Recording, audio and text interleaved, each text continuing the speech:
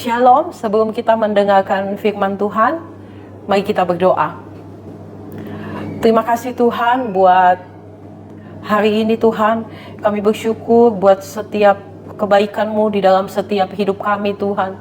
Tuhan Yesus, biar Engkau mengingatkan kami, Engkau yang mengajari kami Tuhan, apa yang Engkau mau Tuhan di dalam kehidupan setiap kami Tuhan. Kami mau belajar, mau mendengarkan firman-Mu Tuhan. Biar Engkau memberkati kami semua, hanya di dalam nama Tuhan Yesus. Amin.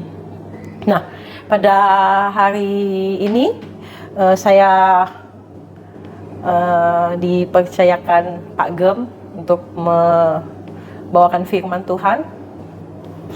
Di dalam kita buka Alkitab kita di dalam Matius 5 ayat 13.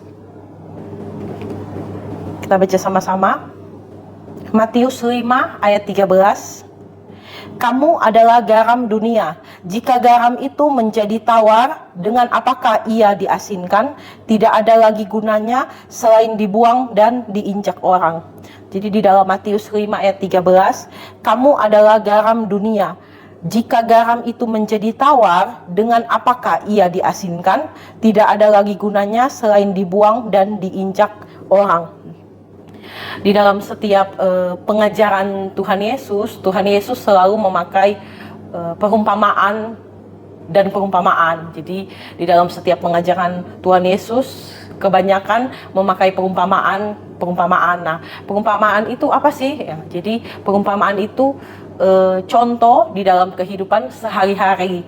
Jadi apa yang Tuhan Yesus ajarkan itu dapat mudah dipahami dan dimengerti oleh semua kalangan dari segi kelas menengah, kelas atas, atau di dalam status setiap orang lebih paham. Jadi Tuhan Yesus itu selalu berhikmat, memiliki hikmat untuk pengajarannya. Sesuatu yang sulit, sesuatu yang ribet, yang susah dijelaskan, yang sulit dimengerti, itu menjadi mudah dan gampang untuk dimengerti dan dipahami. Jadi Tuhan Yesus selalu memakai perumpamaan. Nah, salah satunya hari ini khotbahnya tentang garam dunia. Jadi Tuhan Yesus memakai contoh garam.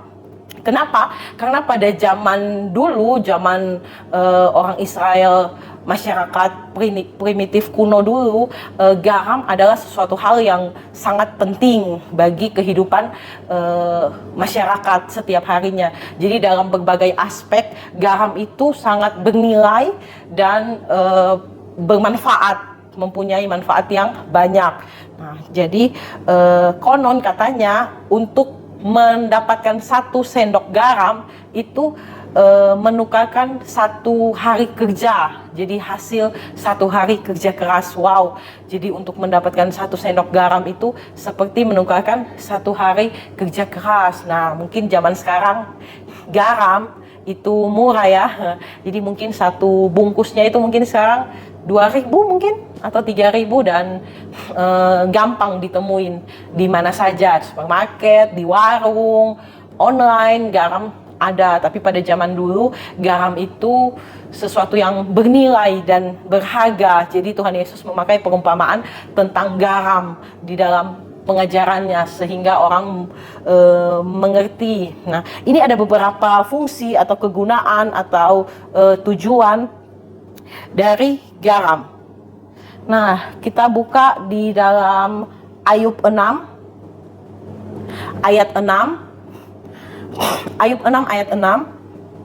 Di sini dibilang, dapatkah makanan tawar dimakan tanpa garam, atau apakah putih telur ada rasanya? Nah, Ayub aja zaman dulu pun Ayub menjelaskan bahwa makanan itu menjadi enak karena garam. Jadi di Ayub 6 ayat 6, dapatkah makanan tawar dimakan tanpa garam, atau apakah putih telur ada rasanya? Jadi garam sebagai penyedap rasa. Ayub menjelaskan bahwa makanan itu menjadi enak kalau pakai garam, ada garam.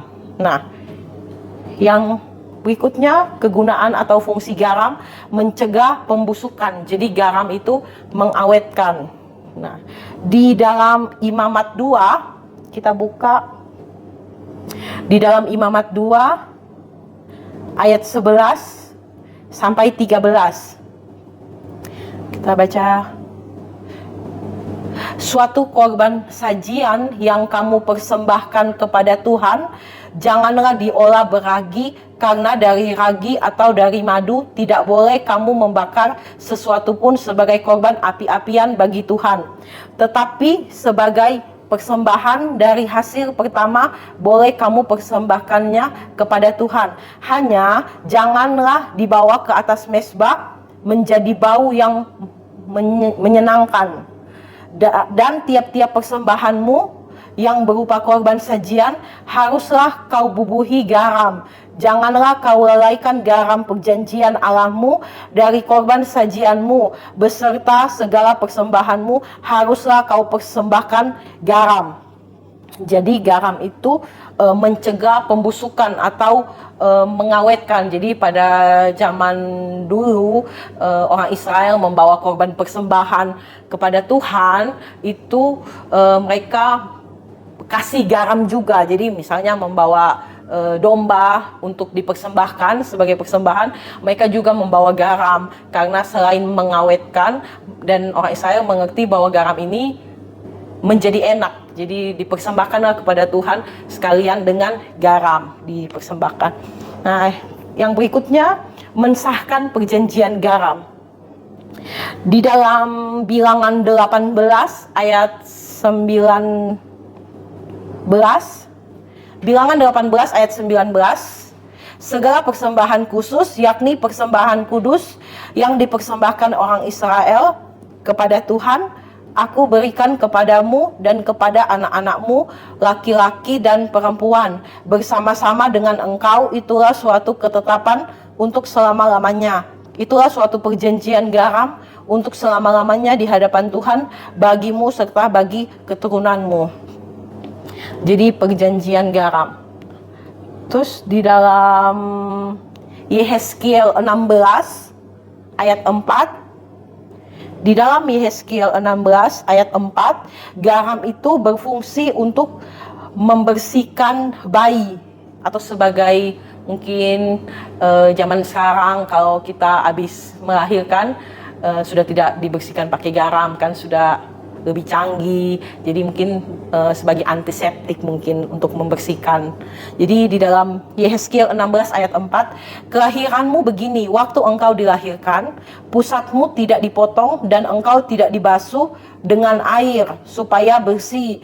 Juga dengan garam pun engkau tidak digosok atau dibedungi dengan lampin. Nah, jadi pada masyarakat zaman dulu, garam itu diyakini untuk membersihkan, sebagai antiseptik untuk membersihkan bayi yang baru lahir. Terus di dalam 2 Raja-Raja 2, garam menyehatkan air. Nah, kita buka di dalam 2 Raja-Raja 2 ayat 19 sampai 22. 2 Raja-Raja 2 ayat 19 sampai 22. Judulnya Elisa menyehatkan air di Yeriko. Berkatalah penduduk kota itu kepada Elisa, cobalah lihat, letaknya kota ini baik seperti tuanku lihat, tetapi air tidak baik dan di negeri ini sering ada keguguran bayi. Jawabnya, ambillah sebuah pinggan baru bagiku dan taruhlah garam ke dalamnya. Maka mereka membawa pinggan itu kepadanya. Ayat 21. Kemudian pergilah ia ke mata air mereka dan melemparkan garam itu ke dalamnya serta berkata, beginilah firman Tuhan, telah kusehatkan air ini, maka tidak akan terjadi lagi olehnya kematian atau keguguran bayi. Demikianlah air itu menjadi sehat sampai hari ini sesuai dengan firman yang telah disampaikan Elisa. Jadi garam diyakini pada zaman dulu untuk menyehatkan air. Jadi kata Elisa, ditaburin garam di. Tetapi tadi kita balik di ayat Matius 5 ayat 13, dibilang, kamu adalah garam dunia. Jika garam itu menjadi tawar, dengan apakah ia diasinkan? Tidak ada lagi gunanya selain dibuang dan diinjak orang. Jadi kalau garam itu menjadi tawar, berarti dia kehilangan fungsinya. Kan fungsi garam untuk mengasinkan. Kita buka di dalam Lukas 14. Lukas 14 ayat 33 sampai 35. Kita baca sama-sama. Demikian pula lah tiap-tiap orang di antara kamu yang tidak melepaskan dirinya dari segala miliknya tidak dapat menjadi muridku. Garam memang baik, tetapi jika garam juga menjadi tawar, dengan apakah ia diasinkan? Tidak ada lagi gunanya, baik untuk ladang maupun untuk pupuk, dan orang membuangnya saja. Siapa yang mempunyai telinga untuk mendengar, hendaklah ia mendengar. Kita baca lagi, sekali lagi, biar kita mengerti. Di dalam Lukas 14 ayat 33 sampai 35. Demikian pula lah tiap-tiap orang di antara kamu yang tidak melepaskan dirinya dari segala miliknya tidak dapat menjadi muridku. Di ayat 34, garam memang baik, tetapi jika garam juga menjadi tawar, dengan apakah ia diasinkan? Tidak ada lagi gunanya, baik untuk ladang maupun untuk pupuk, dan orang membuangnya saja. Siapa mempunyai telinga untuk mendengar, hendaklah ia mendengar. Jadi waktu saya membaca ayat ini, saya sedikit bingung. Kenapa Tuhan bilang di ayat itu bahwa kalau garam itu menjadi tawar? Karena sekarang kan kita berpikir kalau garam itu tetap asin. Misalnya saya beli garam nih 1 bungkus, terus saya simpan mungkin di lemari, terus nanti saya tidak pakai, saya pakai nanti mungkin waktu Tessa sudah kuliah ya, mungkin sudah 20 tahun lagi, dan pas saya buka, saya rasa ternyata garam itu pasti tetap asin.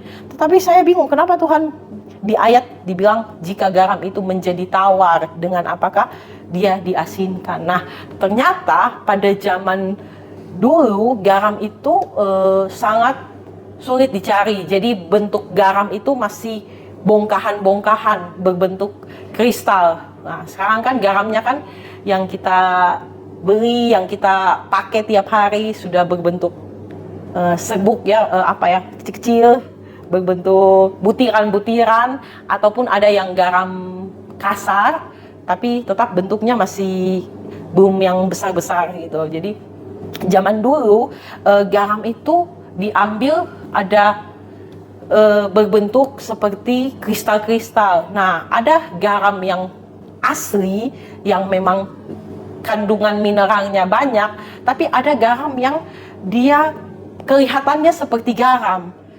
Ada juga kandungan mineralnya tapi tidak banyak. Jadi ada mungkin terdapat batu atau kristal pasir atau yang menyerupai garam, dan juga ada kandungan asinnya. Kalau disimpan dalam waktu lama, kena cuaca, mungkin cuaca zaman dulu ekstrim ya, kena hujan, lembab atau panas, garam itu mineralnya itu bakalan hilang atau meleleh atau menguap. Jadi asinnya tidak ada seperti itu. Maksudnya sudah kena uap atau dia meleleh atau dia hilang kandungan mineralnya. Ini yang menyerupai garam. Nah, dan kalau kandungan keasinannya itu hilang, berarti dia sudah menjadi tawar. Jadi tidak ada manfaatnya lagi seperti itu. Nah, jadi ini di sini di ayat yang ke Lukas 14 ayat yang ke-35, tidak ada lagi gunanya baik untuk ladang maupun untuk pupuk, dan orang membuangnya saja. Siapa mempunyai telinga untuk mendengar, hendaklah ia mendengar. Wow, jadi di sini Tuhan bilang tidak ada gunanya lagi, baik untuk ladang maupun untuk pupuk. Jadi dibuang saja, dibuang karena tidak ada manfaatnya lagi, dibuang dan diinjak orang, seperti itu. Sedangkan di sini di ayat 35 dibilang untuk ladang atau untuk pupuk, jadi tidak ada manfaat. Kalau kotoran hewan itu meskipun dia bau, dia bau, jorok, tapi bisa diambil dan bisa dijadi pupuk, dan itu menyehatkan tanaman atau bisa berguna. Tetapi di sini dia garam yang kehilangan keasinannya, Tuhan bilang tidak ada gunanya lagi selain dibuang dan diinjak orang. Jadi kalau garam itu menjadi tawar, berarti kita kehilangan keasinannya. Nah, Tuhan bilang kita adalah murid-murid Tuhan. Tuhan mau kita menjadi murid-murid yang seperti garam, menjadi garam, identitasnya menjadi garam. Kalau kita kehilangan keasinan, tidak ada gunanya lagi, seperti itu. Jadi tidak berfungsi, hidup yang tidak bermanfaat, hidup yang tidak ada gunanya lagi. Sedangkan kita punya tujuan di dalam dunia ini. Tuhan menciptakan saya, menciptakan saudara untuk mempunyai tujuan untuk menyenangkan hati Tuhan, untuk bermanfaat. Yang kedua, tidak ada gunanya lagi. Jika garam menjadi tawar, yang pertama tadi kehilangan fungsi atau manfaat, yang kedua tidak ada gunanya lagi. Kita buka di dalam Kejadian 19. Ini sebenarnya ayatnya panjang, Kejadian 19 ayat 17 sampai 26, tetapi saya tidak baca. Di dalam Kejadian 19 ayat 17 sampai 26 ini berbicara tentang Sodom dan Gomora. Jadi kita baca di ayat 26. Tetapi istri Lot yang berjalan mengikutnya menoleh ke belakang lalu menjadi tiang garam. Kita baca lagi di ayat ini, Kejadian 19 ayat 17 sampai 26, tapi kita baca 26 aja. Tetapi istri Lot yang berjalan mengikutnya menoleh ke belakang lalu menjadi tiang garam. Wow.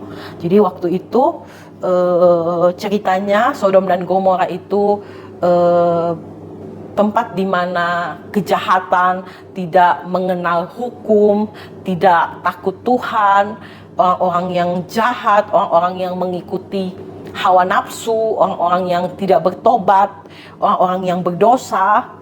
Nah, jadi Tuhan menyuruh malaikatnya untuk memusnahkan Sodom dan Gomora. Nah, pada saat itu teringatlah dengan Lot dan keluarganya. Lot, istrinya, kedua anaknya, dan Lot lari dengan istrinya, dengan anaknya, tetapi istrinya melihat ke belakang dan istrinya menjadi tiang garam. Nah, ini menjelaskan bahwa kalau garam itu menjadi tawar, tidak ada gunanya lagi. Nah, jadi istri Lot ini tidak bertobat, dia masih melihat hal-hal yang ada, mengikuti hawa nafsu, hal-hal yang di belakang, hal-hal yang jahat. Sedangkan Tuhan mau kita untuk hidup bertobat, hidup sungguh-sungguh di dalam Tuhan. Jadi di dalam, kita buka lagi di dalam Sefanya 2 ayat 9. Di dalam Sefanya 2 ayat 9, sebab itu demi aku yang hidup, demikianlah firman Tuhan semesta alam, Allah Israel, maka Moab akan menjadi seperti Sodom dan Bani Amon seperti Gomora, yakni menjadi padang jeruju dan tempat penggalian garam dan tempat sunyi sepi sampai selama-lamanya. Sisa-sisa umatku akan menjara mereka, dan yang masih tinggal dari bangsaku itu akan memiliki mereka sebagai warisan. Wow.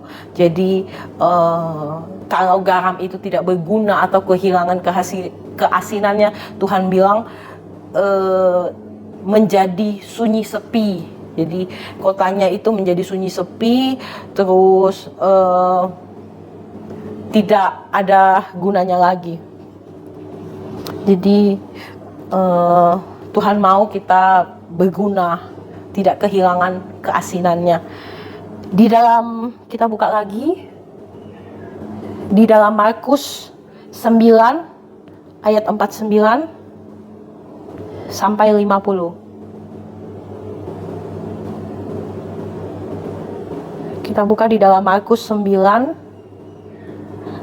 ayat 49 sampai 50. Di sini dibilang, karena setiap orang akan digarami dengan api.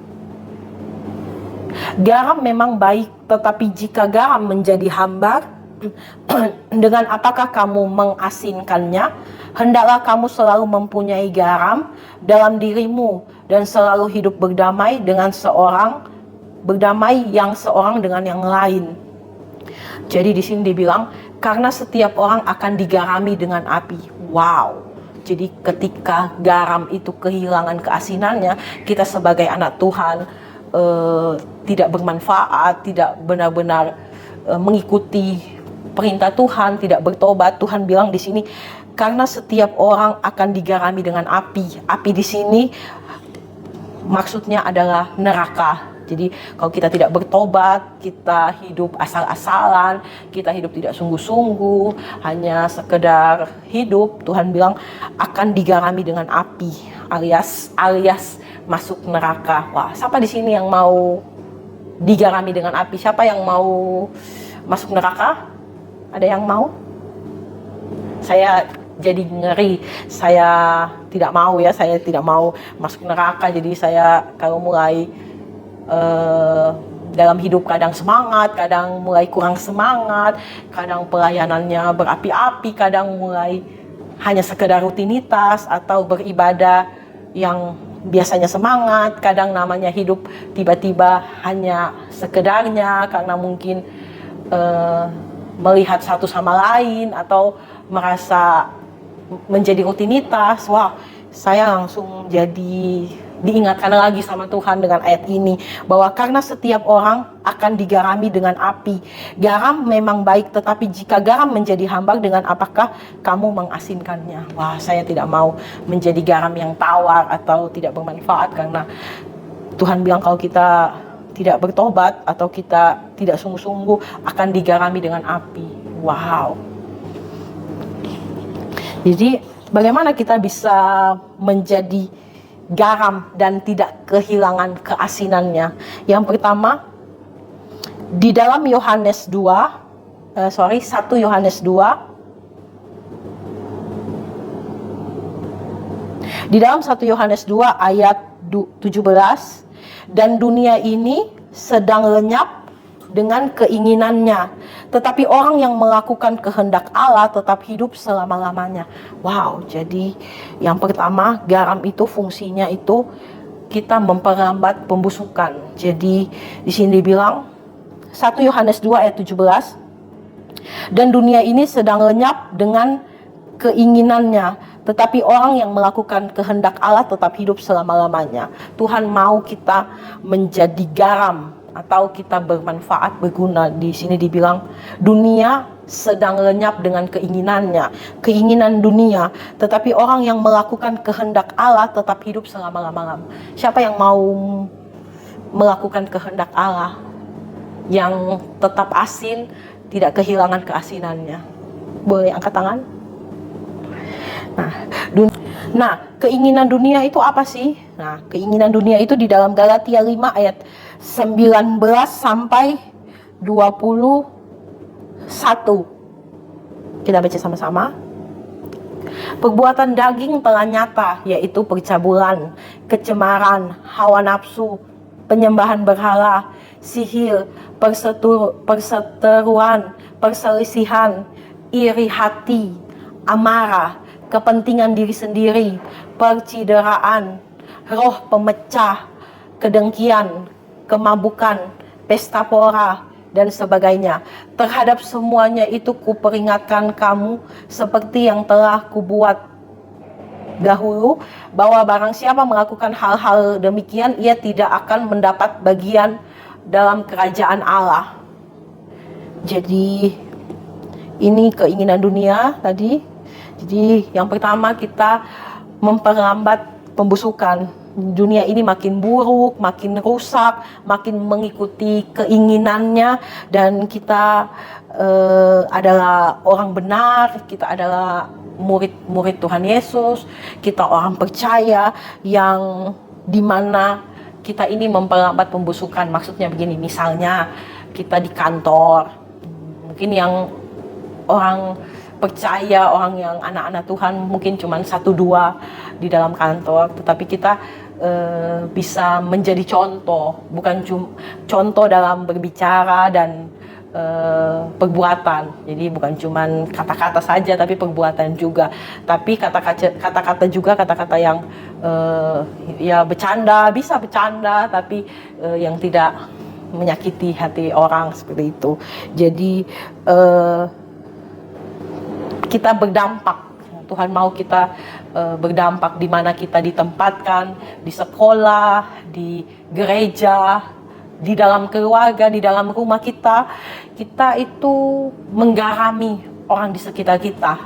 Kita menjadi teladan, menjadi berfungsi, seperti itu. Yang kedua, garam itu memberi rasa atau pengaruh. Kita baca di dalam Kolose 4 ayat 6. Dalam Kolose 4 ayat 6, hendaklah kata-katamu senantiasa penuh kasih, jangan hambar, sehingga kamu tahu bagaimana kamu harus memberi jawab kepada setiap orang. Yang kedua, kalau kita mau menjadi garam, memberi rasa atau pengaruh.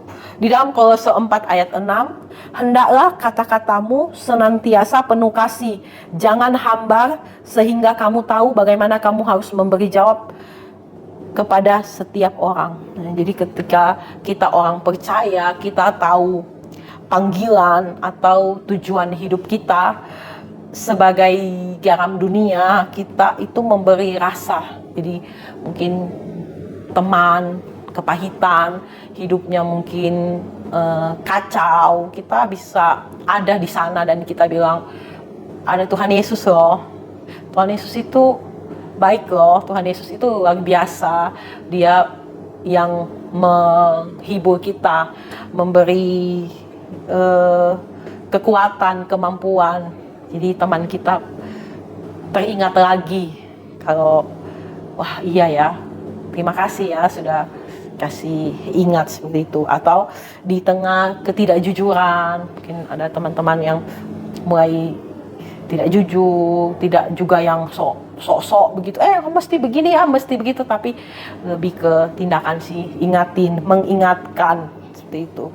Jadi kita mempunyai fungsi, meskipun garamnya itu jumlahnya kecil, tetapi kalau dia garam itu ditaruh di dalam masakan, dia bisa menggarami masakan itu. Maksudnya di dalam masakan atau adonan, meskipun dia cuma ditaruh, kalau di resep namanya secubit, jadi secubit garam, dia bisa membuat makanan menjadi enak. Nah, ini contoh beberapa minggu yang lalu saya masakan, saya jualan. Jadi saya bikin siomay, dan ternyata garamnya kebanyakan, jadi asin. Terus saya pernah bikin tinutuan kan buat makan rame-rame, asin juga, sampai pegawai langsung komen, Cece, katanya panggil saya, Cece, kenapa ini semua ini beberapa hari ini makanannya asin semua? Langsung dikomen karena saya taruh garamnya kebanyakan, malas mau rasa lagi, jadi langsung ternyata terlalu banyak asin. Jadi Tuhan bilang kita garam itu sedikit, tapi dia memiliki dampak, dia berdampak, dia bisa membuat orang-orang di sekitar kita itu merasakan kasih Tuhan. Yang ketiga, terakhir, hidup damai dengan orang lain. Di dalam Markus 9 ayat 50, Yang tadi kita sudah baca, kita baca lagi. Garam memang baik, tetapi jika garam menjadi hambar, dengan apakah kamu mengasinkannya? Hendaklah kamu selalu mempunyai garam dalam dirimu dan selalu hidup berdamai yang seorang dengan yang lain. Nah, Tuhan mau kita selalu ada garam. Maksudnya bukan abis ini pulang gereja terus kita beri garam banyak-banyak terus kita makan yang asin-asin biar kita menjadi garam, bukan seperti itu ya. Tetapi saudara-saudara, maksud Tuhan itu secara tersirat. Jadi Tuhan kasih contoh garam supaya kita ingat kalau ada garam, oh ya, kita sebagai murid Tuhan kita menjadi garam. Jadi di sini dibilang, hendaklah kamu selalu mempunyai garam dalam dirimu dan selalu hidup berdamai yang seorang dengan yang lain. Jadi selalu memiliki menjadi garam atau menggarami. Jadi hidup berdamai seorang dengan yang lain. Jadi di poin terakhir ini Tuhan ingatkan kita untuk berdamai yang seorang dengan yang lain, menjadi garam. Jadi membawa sukacita, membawa damai sejahtera, meskipun damai sejahtera itu ada dari dalam, tapi kita bukan malah kita membuat perkelahian, malah bikin orang jadi emosi, jadi jengkel kalau ada kita. Tapi kalau kitanya ada, orang merasa senang, merasa sukacita. Jadi Tuhan mau untuk kita hidup berdamai satu dengan yang lain, seperti itu. Bukannya malah memicu perkelahian seperti itu. Jadi mungkin dalam hal bercanda, boleh bercanda, tapi jangan yang terlalu sampai orang itu sakit hati seperti itu. Jadi tingkah laku atau perbuatan kita menjadi contoh berdampak. Di sini ini terakhir, ketika orang percaya kehilangan fungsinya, kehilangan panggilannya, tidak lagi menjalankan tugasnya sebagai garam dunia selain diinjak orang. Jadi kita adalah garam yang mempengaruhi lingkungannya, bukan lingkungan yang mempengaruhi kita. Jadi kita menjadi teladan seperti Yesus. Nah, jadi orang Kristen menjadi garam dunia akan membuat orang-orang haus akan Yesus. Jadi Yesus itu air kehidupan. Jadi orang-orang, wow, orang lihat diri kita, wow, dia kok luar biasa ya, dia kok berbeda ya, dia ada sesuatu yang beda karena dia punya Yesus, dia ada Yesus di dalam dirinya. Mari kita berdoa. Terima kasih Tuhan buat setiap firman-Mu Tuhan, buat setiap apa yang Kau katakan buat hidup kami Tuhan. Tuhan Yesus, terima kasih Tuhan untuk mengingatkan kami untuk menjadi garam Tuhan, untuk tidak kehilangan keasinannya Tuhan, kehilangan keasinan dan menjadi tawar. Ampuni kami Tuhan kalau kami menjadi tawar, kalau kami mulai tidak bersemangat, mulai tidak berdampak Tuhan. Ampuni kami Tuhan, ajarkan kami Tuhan, ingatkan kami selalu untuk kami menjadi garam, untuk hidup yang menyenangkan hati Tuhan, hidup yang bertobat, hidup yang semangat, hidup yang tahu arti tujuan hidup kami Tuhan, untuk panggilan-Mu atas setiap kami Tuhan Yesus. Terima kasih Tuhan Yesus, biar Engkau menjamah setiap kami Tuhan.